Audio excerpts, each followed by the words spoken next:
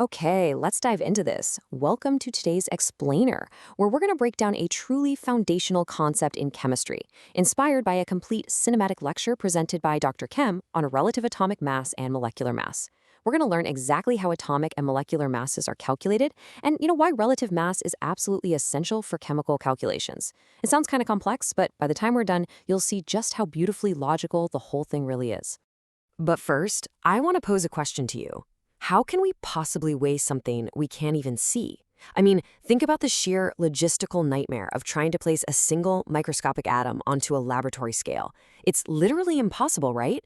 Atoms are unimaginably small. So how do chemists actually know what these building blocks weigh? Well, that is the brilliant puzzle we are solving today. Here is a quick look at our roadmap for the scale of the invisible. Section 1 is the atomic weight problem. Section 2, the carbon-12 standard. Section 3 covers isotopes and average mass. Section 4 is all about calculating molecular mass. And finally, Section 5, scaling up with the mole. Starting off with Section 1, the atomic weight problem. To understand the solution, we first have to understand why traditional mass measurements completely fail us at the atomic scale. If you try to measure an atom using standard units, you get an actual atomic mass on the order of 10 to the negative 27th kilograms. Try to imagine balancing a chemical equation or running a lab calculation using numbers with 27 zeros after the decimal point. It's a messy, cumbersome nightmare. So, scientists did something brilliant. They abandoned actual mass entirely and created relative atomic mass. This gives us clean, manageable, dimensionless numbers, meaning they have no units that simply compare the weight of one atom against another. Moving to Section 2, the carbon-12 standard. To create a relative scale, you can't just have things floating in a void. You need an anchor. You need a baseline standard that everything else can be compared to. And that brings us to the carbon-12 standard. Scientists universally agreed to define one specific atom, carbon-12, as having a mass of exactly 12 atomic mass units. This is the anchor. Everything else on the periodic table is weighed relative to 1/12 of the mass of this specific carbon atom. If an atom is roughly the same mass as that 1/12 slice, it has a relative mass of 1, like hydrogen. If it's a bit heavier than the whole carbon-12 atom, it might have a mass of 16, like oxygen. I absolutely love this analogy from the source material. Carbon-12 is the ruler of the atomic world. Just like a regular wooden ruler gives us a standard inch or centimeter that we can use to measure a desk or a piece of paper, carbon-12 gives scientists a universal, unwavering benchmark to measure the entire microscopic universe.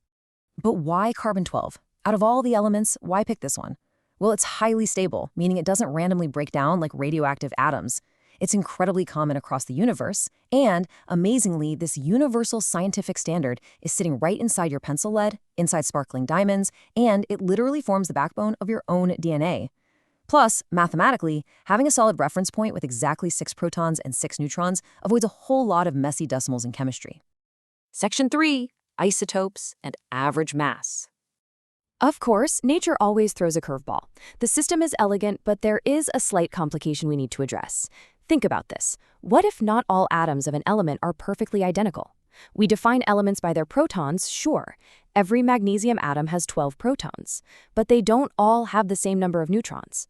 These variations are called isotopes. They're atoms of the same element with the exact same chemical properties, but slightly different physical masses. Now, what's really interesting about this is how we can actually see these isotopes in the real world.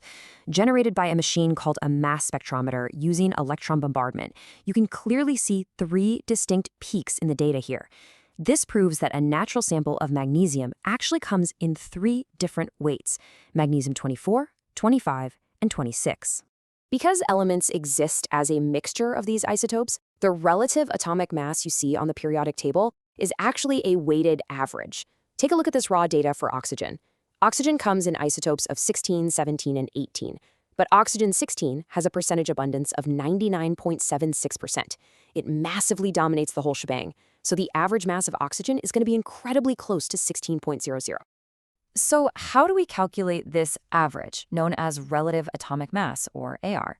It's basically a simple 3-step math formula. First, you multiply each isotope's mass by its specific percentage abundance.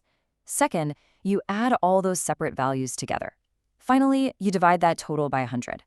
If we did this for that magnesium data we just saw, we'd multiply 24 by its high abundance percentage, add it to 25 and 26 times their smaller percentages, divide by 100, and we'd get the periodic table value of roughly 24.3.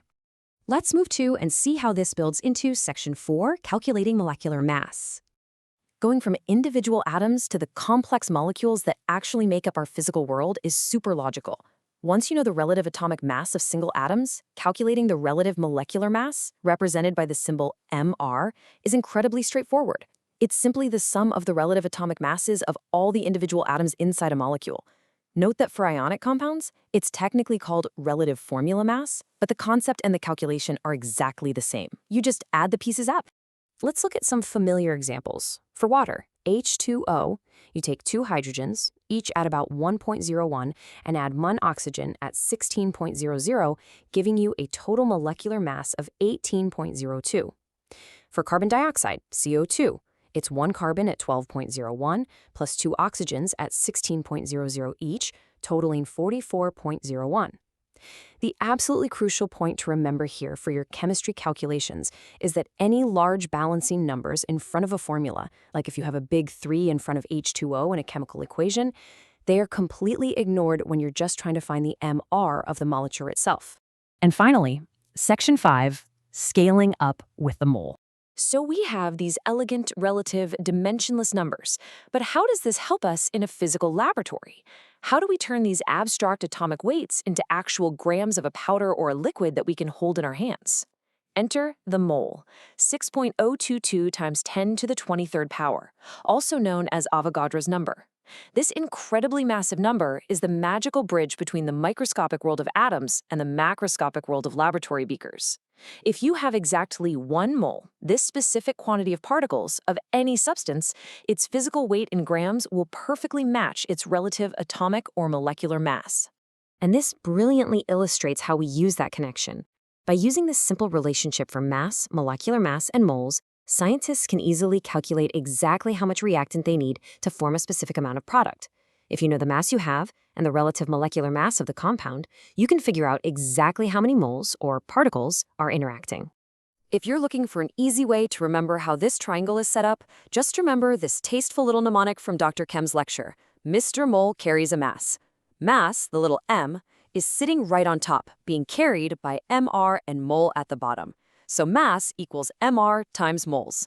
It's a fun trick that saves a whole lot of headaches on chemistry exams for sure. But why does any of this matter outside a classroom? Well, because this math is literally the foundation of our physical engineering. In pharmaceuticals, calculating relative mass and using moles allows for the precise, safe dosing of complex medicines. In environmental science, it's how we quantify parts per million of atmospheric pollutants to track climate change. In materials engineering, knowing the exact atomic mass composition is how we design cutting-edge new compounds with highly specific, engineered properties.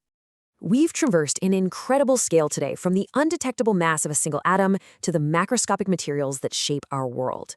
By simply deciding to weigh things relative to a single carbon atom, scientists unlocked the universe. So I leave you with this final thought.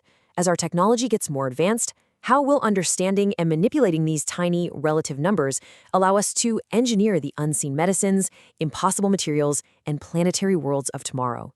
Thank you for joining me on this explainer. Keep questioning the invisible.